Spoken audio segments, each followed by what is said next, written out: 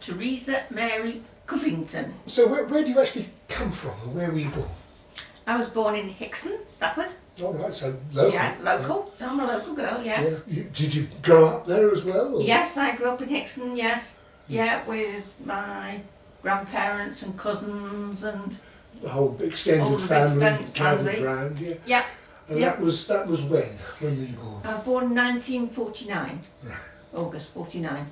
That sort of family, you normally get to know your grandparents and all those. They become people you know really well, don't they? Yeah, well, I grew up with my grandparents. Yeah. Why was that? Because my brother was 2 years older than me, and then of course when I was 5 months old I had polio, and then 2 years later my mum had twins. Yes, an interesting group of priorities to try and sort out. Which surprised my dad no end. Yeah. Because of course in them days you didn't know you were having twins till they arrived. You hadn't. So my brother went to live with an aunt in the village, and I went to my grandparents, and I stayed there. It was only across the road. So what did your dad do? What was his? My dad worked for Gilman's Diesels. Yeah. But he was also a part-time farmer because my grandparents had a mini farm. Yeah. And he was hedge laying, milking, ploughing. All of those basic skills, really. Yeah. That anybody who lived in the country acquired. Yeah, and then he was caretaker at the showground. Other grandparents, father? I don't remember my dad's side of the family. No. Because my dad was a bit older than my mum because his first wife died, and I've got 2 half-sisters. Oh, no. So they only lived in Staffordshire, but I didn't really know them. So my dad was a postman during the war, so it was a reserved occupation. Yeah. Yeah. And your mum, did she work or? No, but she used to go potato picking and potato sorting and all that sort of things. Oh, I remember it well. Yeah, yeah. It's a rural life is different. Very rural, yeah. You knew if there was a stranger in the village. Yeah, yeah. The whole polio thing must have been 5 months you won't remember, I suppose. Oh no, my mum just picked me up one morning and I was all floppy. Yeah. Yeah, she hadn't been anywhere. No. So, but people can be carriers, can't they? So, it always lurked in the back of parents' minds, I think, at that period. Didn't yeah. It? Yeah. And there was always those pictures of rows of iron lungs and things like that. And, yeah, I was too young to go in one of those, so I was in oxygen tents. Yeah. But yeah, it was quite a scourge in that period. What is your earliest memory then, Teresa? I don't really know. I suppose playing with my brothers and sisters. Yeah. Well, and one brother and the sisters. Yeah, we used to get to all sorts of things. I was always the lookout when they went scrumping. How did you cope? I mean, you were in an oxygen tent early on. All this is stuff you've been told, right? Yes, I was told. Yeah. And then I used to roll everywhere. Right. Determined then? Oh, determined, yes, yes. Because my grandparents owned a shop which was just across the garden. Oh. So apparently I used to roll, Yeah. and then I'd sit up and have a look, and if I wasn't going in the right direction I'd pick my legs up and off I'd go and roll into the shop. And it's strange with children, isn't it? Because they don't miss what they never had, I suppose, in a way. No. And you adapt to do what you want to do with what you have. Yeah. So did it get to calipers and things like that later? Yes. Yeah. Not till I was about 5 or so. You probably remember all that paraphernalia then. Oh yes. Yeah. Yeah, I do, yes. Yeah. How did you, as a child, how did you feel about all that? I don't think it bothered me, because having, say, cousins and that around, we were always together and always playing. But my youngest cousin, her greatest delight was pretending to walk like me and using my sticks. Yeah, which would be a strict no-no with anybody else, wouldn't it? Yeah. Yeah. Did you feel left out in any way? Nope. No, I used to climb trees, but I couldn't get back down again, so it'd have to be, she stuck up the tree. Again? In my grand's orchard, yeah, again. It must have had more of an impact as you got older, actually. Yeah, it did, as you got older, when there was more things you couldn't do. Because I went to boarding school Oh. when I was 7 in Gloucestershire for physically handicapped children. So I was there till I was nearly 17. How was that? Because that sort of separation must have come hard after a big, busy family. Yes, it did.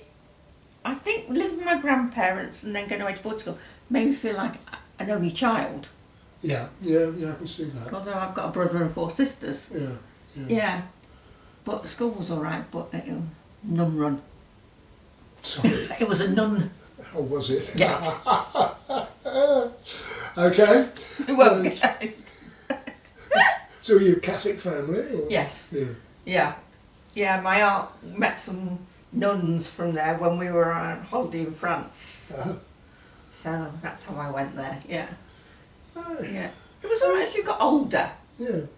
But it was seen as a good thing to do by parents and grandparents and things, I suppose. Yeah, because I went to an ordinary school till I went there, so I went to St John's in Great Hayward. And did you come home for the school holidays? Oh yes, we came home for school holidays, yeah. And, on a train. Yeah. Was the school well geared up to deal with your physical issues? Yeah, we had physiotherapy and things like that, and we also went swimming, horse riding, and then later on we had a hydro pool. Oh, that's nice. Yeah. So you came out with, what, O-levels? Yes, can't remember what I got, but I think I got an A in geography, which I didn't like. That wasn't a bad time to be 17. Oh no. No. And I mean, when did we move into Stafford? So we moved in to Oxford Gardens. My sister worked at Lotus. Okay, Yeah.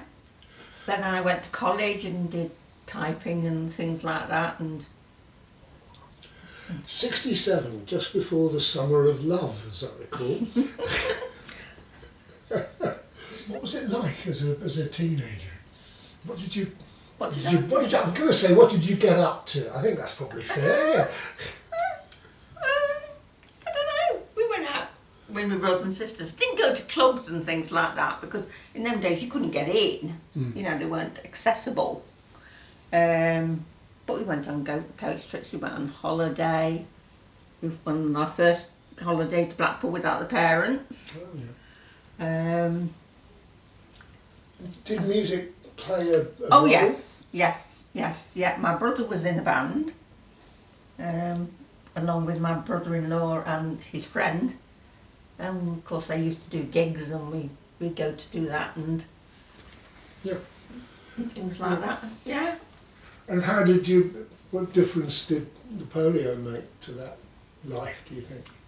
Social life, I mean. Yeah, because it was in the time of no electric wheelchairs. I had to have somebody who could always push me somewhere. You know, so it wasn't that easy to do a lot of things, but... You were part of that music scene, so you were going to, concerts and things like that now and again? I didn't. No. But I got told off at school that, on my school report, that my work would have been better if I spent more time on it than listening to the Beatles. Oh, you were a Beatles girl, I was a weren't you? Beatles girl, yes. Because one of our nuns was an auntie of George Harrison's. Oh, right. So she used to get us some things, but when we had a sale or anything like that. Yeah. I was a Beatles girl, yeah. I never felt left out or anything like that. Because of your family? Or because... Yeah. I mean, that's an enormous support, isn't it? You're really lucky if you've got that sort of thing around you, if you know what I mean. Yeah. Yeah. We were always together. And like my dad, if we were going on holiday on the train 3 hours earlier, he'd be at the station shouting, "Come on, woman, you're going to be late." Did that divorce you from some of the harsher realities of the 50s? And Probably. Yeah, because nothing much happened except the crash at the railway, which my aunts went to help with. Where was that? It was on the railway line when a transformer ran into a train. Oh, right. Where was that? On Hixon, in Hixon. Yeah. Yeah. There was GEC was out there and they were taking a transporter across the railway line. Ah, right. You remember your aunts going? Yeah. Helping out, yeah. 45 people injured. Oh, right. 11 died. Was 68. There we go. It's after I left school, yeah. Yeah, A low load of transporting carrying a 120-ton electrical transformer was struck by a British Rail Express. You come to the point where you need to break away, do you? Yes. Yeah. How did that work for you? I think it's when I started working. Yeah, I worked for the the DSS Oh, yeah. for a while in the gyro section. Yeah. And then I went and worked for the health service. Well, it was called the FPC then, the Family Practitioner Committee. Yeah, I remember. And I worked there until I was expecting my daughter in 76. Okay.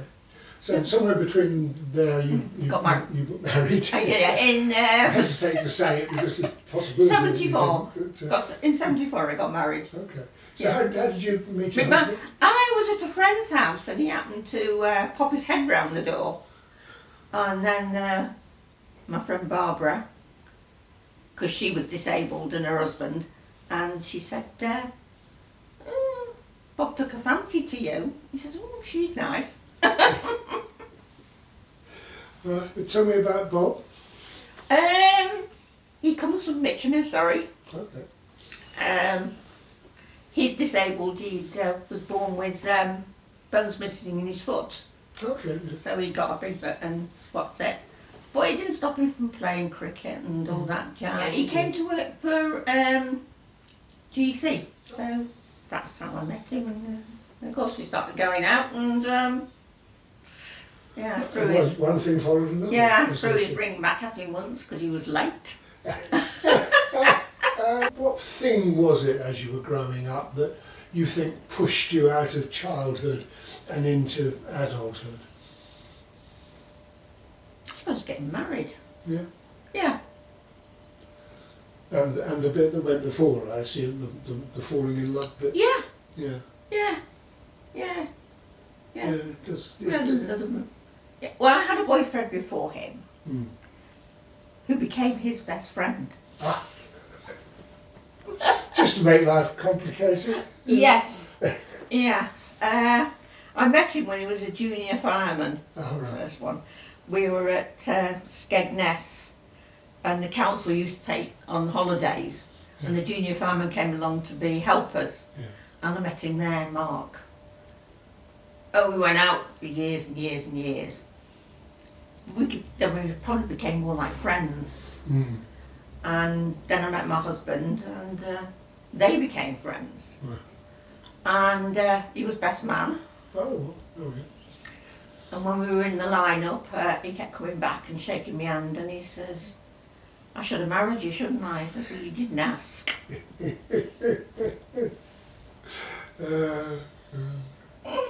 First child arrived in 76. And Yeah. boy, girl? A girl, Danielle. Yeah. And then 4 years later in 80, along came Ellis. Okay. Yeah. And they're your two? Yes. Yeah. We didn't want any more. What happened? Did you stop work? Yeah. Completely? Or? Yeah. Yeah. And Yeah. but you had two youngsters to look after? And, Oh, yeah. Yeah. they run rings round you? No. Okay. No. Because the health visitor was saying, I thought you would have dropped her, but she just lay on my knee and didn't move. Yeah. And they never ran off. Oh, well. Not until they were about 5, and then you knew was faster than mum. Yeah. But no, they were very good, and my daughter was so independent. So one, she came out of the bedroom and said, I'm not wearing a nappy anymore. because she could talk, she got no teeth, and that was it. Your married life was reasonably comfortable. You were reasonably well off. Didn't worry about money or things like that. No. And I was the keeper of the money, you see. My husband didn't know how anything cost, how much anything was. We could add up some figures, but... he could. He says, I can't deal in piddling pennies, I'm used to dealing in millions. Yeah, that's a good excuse. Because we went to get a car, and every time we went to a different garage, the car got bigger and bigger. I was thinking, And in the end, I think we had, I can't remember, a Ford Estate, and he was talking to the man, and the man says, can you afford it? And he says, only she says I can. Yeah. So, middle class life? I mean, were your parents middle class? Probably, yeah, because they were shop owners and that sort of thing. Yeah, because my granddad had the shop built during the war for the RAF camp. Oh, right, yeah. So, general stores? Yeah, and then my aunt had a haberdashery next door. Yeah, and the so post, that's the post office. Almost a definition of middle class, isn't it? Yeah. So tell me about family. How did that all develop? They went to St John's in Great Hayward, and they both went to Blessed William Howard, because my husband died in '93. That's a while ago, quite young. Yeah, 45, heart attack out of the blue. Oh dear. Yeah. Yeah. That's a tragedy that can't have left you unscathed, I wouldn't have thought. Because I had children, the children 13 and 16, it was, you had something to concentrate on. You still had to look after the children. So when you think about it, you think, oh, I couldn't do that. But when it happens, it's sort of automatic. You go into mode. Yeah, I suppose so. And did the kids support you as well in that time? Yes, sort of. Yeah, because we never asked them to do anything just because mum and dad were disabled. They never had to do anything extra than the child should do, because we thought it wasn't fair on them. Because if I couldn't take them somewhere on a school trip or something, they'd go with a friend. Yeah. And they'd take them. No, they must have missed their dad though. They did, especially my daughter. Yeah. She was devastated. Yeah, and it's quite a vulnerable age as well, isn't it? Yeah, it was just 2 days before her 17th birthday. Yeah. Got nobody to fall out with then, quite apart from anything else, apart from you. Which she did, yes. Yeah, it was all my fault, as usual. This is what teenage girls do. Yeah, she sort of went off the rails for a while, but she came back. Yeah, as soon as you've got family, everything changes again, doesn't it? Yes. And you've got other responsibilities, and you're thinking about a whole set of other things. Yeah. But at the same time, you had a load of stuff going on. We both had through those years, and the Cuban Missile Crisis, Vietnam, all of that, and that constant threat that you were 4 minutes away from waving bye-bye. Yes. Which we are again, I suppose. Sort of, did that have any impact on your life? No, I used to follow it because, especially Ban the Bomb and all those things. Yeah, because... Did it make you a political animal in any way? No, I wasn't political. My husband was. He was a staunch liberal. No, so I mean, none of those sort of global events. Yeah, they concerned me, but they didn't push me to actually do anything. Probably because until I got to a certain age, probably till I was married, it wasn't easy to get around or get out and about. Other than with family. Yes, which did must have been a limiting factor. Yeah. If you can't jump on a train and go and join a C&D rally somewhere, you can't do it. Yeah.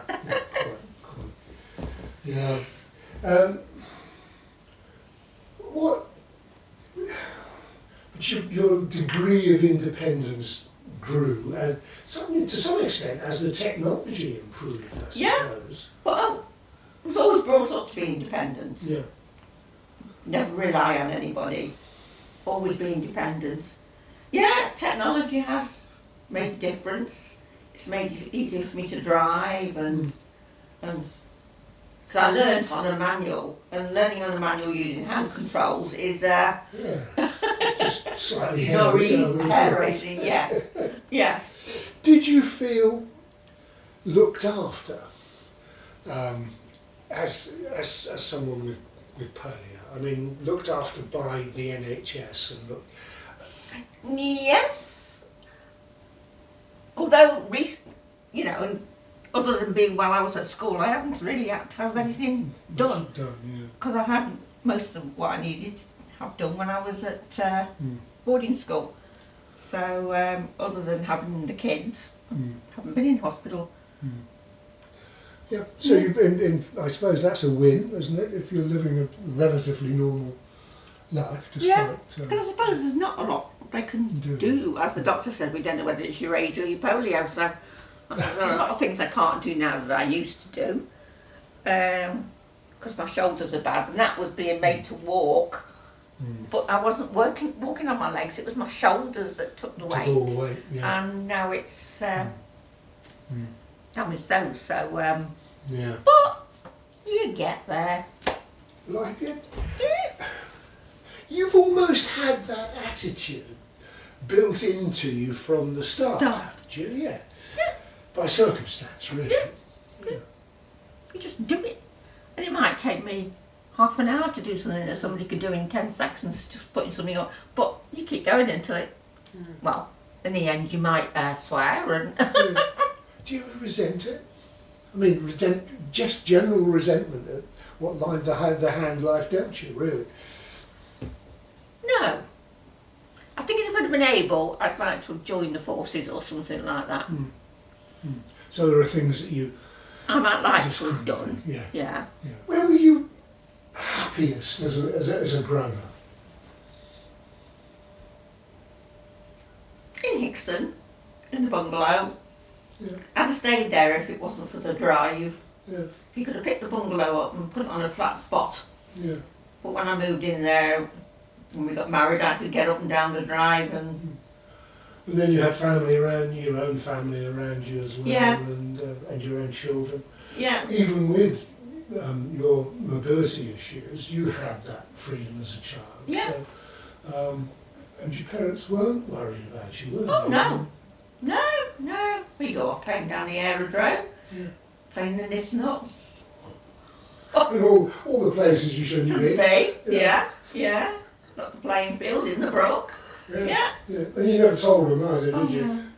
As long as you were home before it got dark. That's the one. Been in some exciting places in Wiltshire. Go on, do tell. Yeah. Oh, went to see Princess Diana's wedding presents in London. Yeah, and my husband rung up and said you can park in St James's Park in Isaacstown. Just come to the front door. So I thought, and it was saying 7.5 hours queue here, and we were walking down the other side going, we're not going in. Got to the door and there was 4 Grenadier Guardsmen waiting to carry me up the steps. Nobody got a picture, I suppose. No. And then we went on the river, Thames, through the Thames barrier, came back, and there was a boat broken down in the dock, so we had to dock next to that, and they were thinking, how are they going to get me out? And there was a Canadian rifle team on there, and they carried me over to 2 boats. Does your life feel like it's been a process of growing and developing as a person? Yes. Yeah. I mean, yes, it makes you stronger, makes you more resilient. And changes you? No, not really, no. You still feel like... Me, yeah. Yeah. Yeah. It gives you patience. Yeah. Because you know things can't be done instantly. Yeah. You know, like people say, oh, come on, and hurry on. And I'm just like, it's... Yeah. And you talk to your grandchildren about your youth? And oh, yeah. They know all about it. And yeah. Because when they were little, they used to have a disabled sign on the floor. They go, oh, stamping on Nana. You've usually got a smile on your face. You've often got a sparkle in your eye when I come across you. I have been the other way. Mm. I have been down in that deep, dark hole. Yeah. Yeah. But you climbed out of it. I mean, is it? Do you go up and down, or you've now? No, I'm level. Yeah. This is a bit hackneyed, but if you could go back and talk to your 17-year-old self when you came back from school, what would you say to her? Oh. Get on with it a bit more. Yeah. Be a bit more outgoing. Mm. I suppose being at an all girls boarding school and things like that, you're a bit contained. Yeah. We're both closer to the end than the beginning, if I can put it that way. Which is a very polite way of putting it. Have you come to any conclusions? I mean, do you... Believe in the afterlife? Yeah. I don't know. I like to think so. I just don't like to think you suddenly stop. Or I don't want to die yet because there's so much I want to see and do. I think it's true of a lot of people of our generation. I mean, even with respect people from a strong Catholic faith, those religious beliefs have sort of faded away over our lifetime, I think, for a lot of people, not just iconoclasts like me, but everybody sort of, they don't really find it relevant anymore. Yeah, I mean, if they want to have a mass said for me at Catholic Church, they can do, but other than that, they can have a party. Yeah.